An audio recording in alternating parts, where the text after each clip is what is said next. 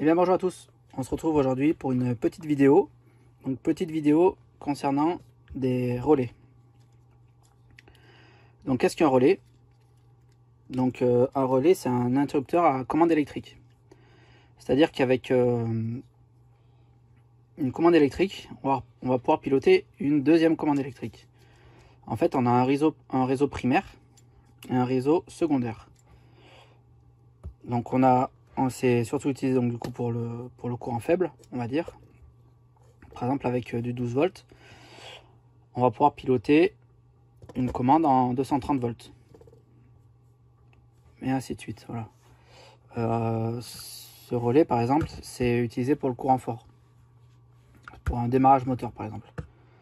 Donc dans le courant faible, on a... Donc hop, on va ça se débroche, voilà. Donc le plus commun c'est le c'est le relais Finder.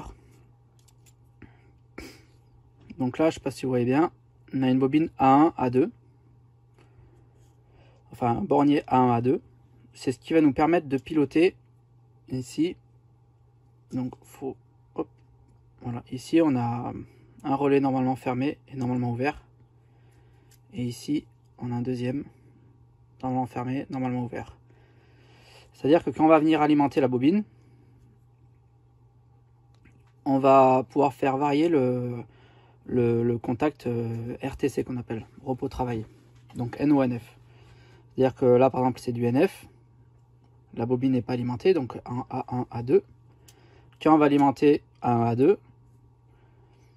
le contact va changer d'état. Donc le NF va devenir NO et le NO va devenir NF. Voilà. Donc en partie commande, par exemple si on prend celui-là, on voit que c'est du 12 volts continu. C'est-à-dire que la bobine d'activation A1, A2, c'est du 12 volts. C'est-à-dire que si j'envoie du 12 volts, le relais, il va changer d'état. Voilà, les picots sont abîmés. Toc. Donc, pour le relais là, c'est du 12 volts continu. Le jaune, c'est du 12 volts alternatif. On peut le faire fonctionner en 24 volts continu. DC, on voit bien les symboles.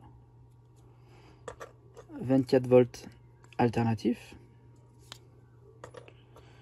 Là, on va pouvoir donc activer la bobine avec du 48 volts continu.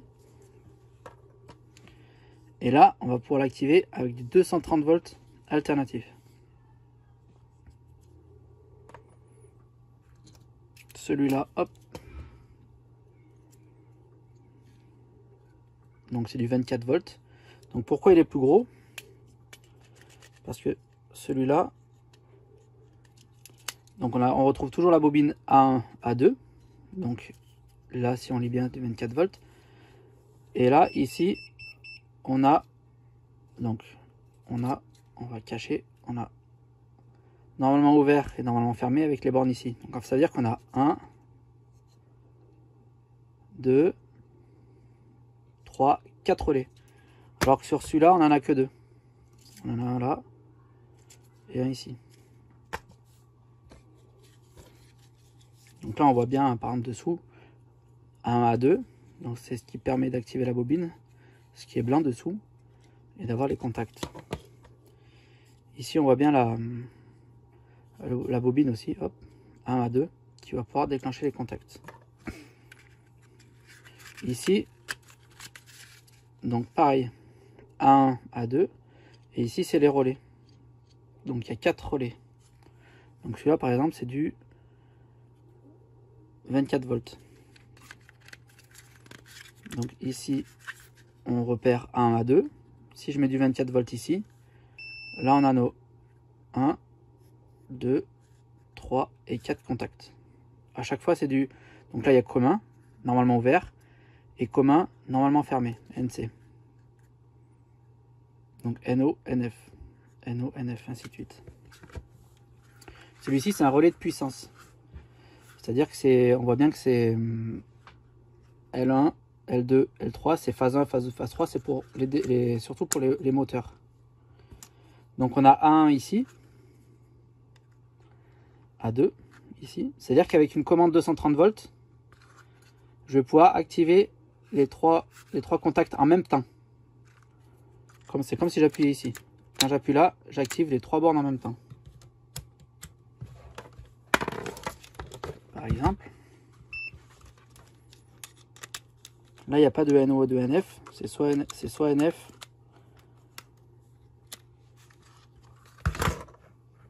C'est soit NF, soit NO. Enfin, il n'y a pas de... Là, on peut choisir le NO ou le NF. Et là, c'est tout le temps en NO. Et dès qu'on le déclenche, NF. Vous voyez? Je suis sur le pôle, là. Clac. Là, je suis sur la phase 2. J'appuie dessus. Donc, en fait, quand on appuie dessus, on laisse passer le courant de là à là, de là à là et de là. Donc, on imagine qu'il y a l'alimentation là. Et le moteur ici. En 3 fils. En phase 1, phase 2, phase 3. Et A1, A2, dès qu'on l'alimente en 230 volts, ça vient appuyer sur le contacteur qui vient activer le moteur en triphasé.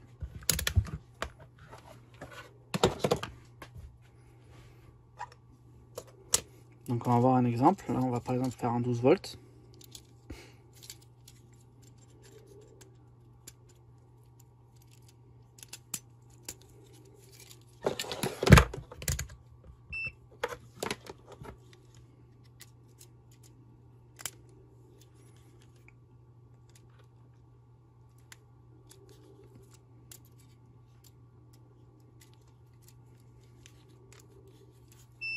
Voilà.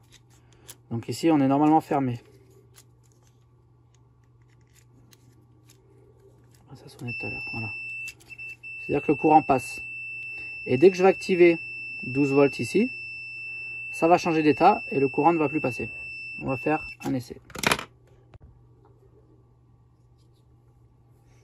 Donc j'ai branché sur la bobine A1, A2 une batterie 12 volts avec un interrupteur.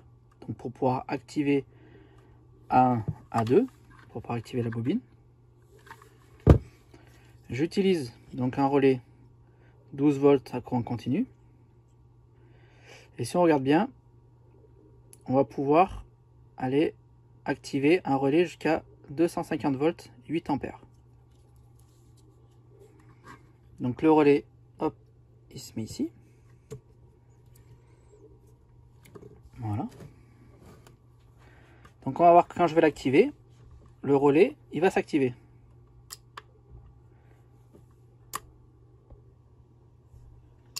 Voilà, donc j'active le relais. Et je désactive le relais. Maintenant on va prendre un Matrix, un multimètre.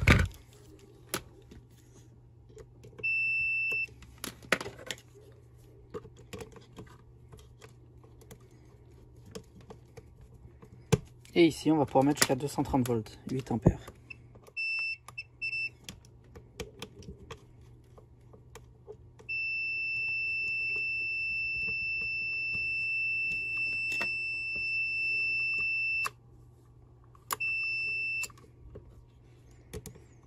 On va faire l'inverse.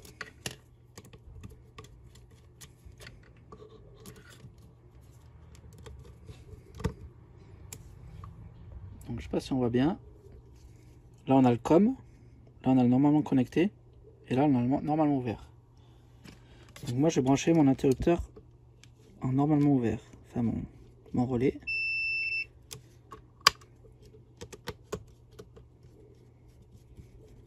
Voilà, comme si c'était un interrupteur en fait. Voilà, donc si je déconnecte, tac, voilà. Donc là le contact passe pas. Dès que je vais activer la bobine, 1 à 2 par l'interrupteur, je vais pouvoir activer le relais pour pouvoir allumer une pompe, une lampe ou ce qu'on veut. Voilà, donc dès que j'active, voilà, le contact se ferme et il est passant. Et dès que je désactive, clac. Dès qu'on n'a plus de batterie également, bah, le relais s'éteint, ce qui est logique. Et voilà, on va pouvoir faire une multitude de choses avec grâce à un relais. Voilà, bah, j'espère que cette petite vidéo vous aura plu. N'hésitez pas à poser vos questions. Et puis j'essaierai d'y répondre. Et puis voilà. Allez, à bientôt, bye bye.